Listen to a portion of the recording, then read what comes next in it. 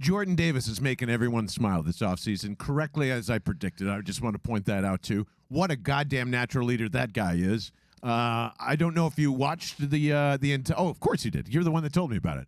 I was able to watch the entire Chris Long interview thanks to Vincent. Actually, it was Taylor's credit. Yeah. I got to give the proper credit. I was going to, yeah. Our good friend Taylor Cordatis said we have to watch this, and we did. And honestly, Vince, I just want to know your thoughts on like what was some of the bigger things that stuck out to you in this interview.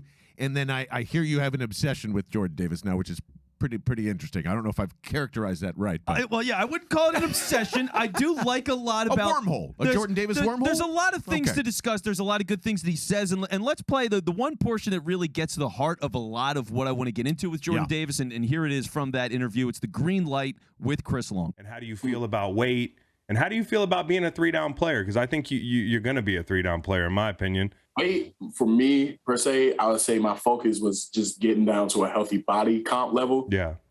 In the combine, I want to make sure I looked good and felt good at the same time. You know, the numbers are going to be the numbers, but I just want to make sure like my body was tight, my body was toned, fit, and I was just really working on the body ratio, the muscle ratio. So that was the biggest emphasis that I had. And, you know, as you go along and you burn fat, obviously the weight's going to go down.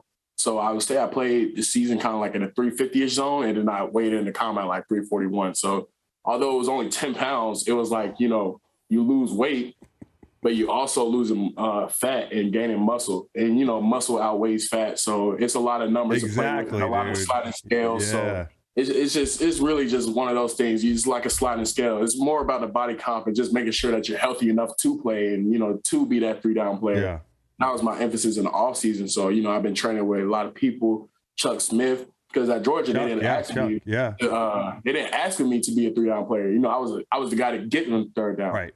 So I want to point right at the end there, we have got a big old check mark. That was one of the questions of the offseason, something that was, you know, basically as a freaking target on Jordan Davis's back. Oh, he's not a 3-down lineman. I think you even said that when, you know, you didn't find out it was Kyle freaking Hamilton or whatever. But Georgia told him not to.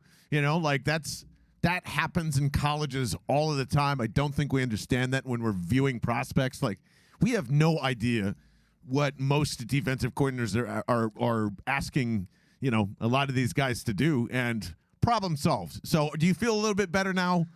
Converting and I'm sure you'll get into it too because I'm going to hit you over the head with this, but converting all that beautiful fat into muscle. Yes, exactly. This is the plan. It's what we said pre-draft, and now Vince Quinn's acting like, oh, suddenly it's a new discovery. No shit, Vince. Get on board. Kyle Hamilton sucks, shit. And let's go. That kid is so much fucking fun. He is the next Brandon Graham. Like, Jesus Christ. First that off, kid's awesome. Okay, give me a goddamn second, all right? Because first off, I like the guy now. I was not diving into Jordan Davis content head first once they drafted the guy. I was pissed, and then nothing was happening, and I let it ride for a little bit. Now that they're back and they were doing some workouts and all that kind of stuff, I've been getting acclimated to Jordan Davis a little bit, some of the pressers he's had with practices, and now I see that interview. I do like the guy, you know, and for all the problems that I'll say, which I will say again for the millionth time, it should have been Kyle Hamilton. As much as I still believe that, right, we'll get in there one day, everybody. I like the guy of Jordan Davis. He's genuine. He's got a great attitude. Just his demeanor is awesome. He shows up in that interview. They're like, you're wearing 90. Like, what is that about? And he's just like, yeah, I just showed up and they gave me a number and it was whatever. He was like, yeah, fuck it. So I totally get that. I totally respect it. Like, his vibe is great. He likes Greek mythology. I like that. And that a big fan of God of War. That was the video game. So. Great video game. So, yeah, he seems like a really, again, genuine, likable, perfect fit for personality of what the Eagles have been so meticulous about for years because they love chemistry in that building as much as anybody. Jordan Davis fits all those boxes. Going to the weight stuff, because I yelled and screamed from the mountaintops about this.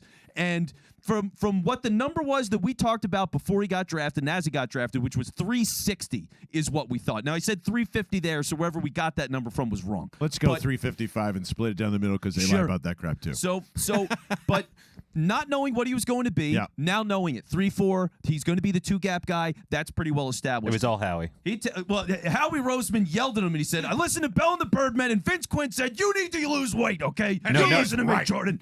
You're going to lose weight. He was putting wrong weight numbers out there.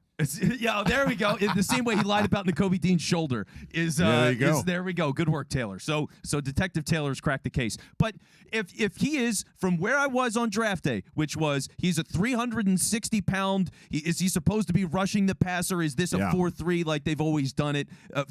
This is a 3.4. It's a 2 gap and he's 340. I feel so much better about this, right? Like I'm not going to sit here and again, it should have been Hamilton, but I'm not going to spend all season just bitching. I'm not going to do it for the whole career of Jordan Davis, bitching and complaining about it.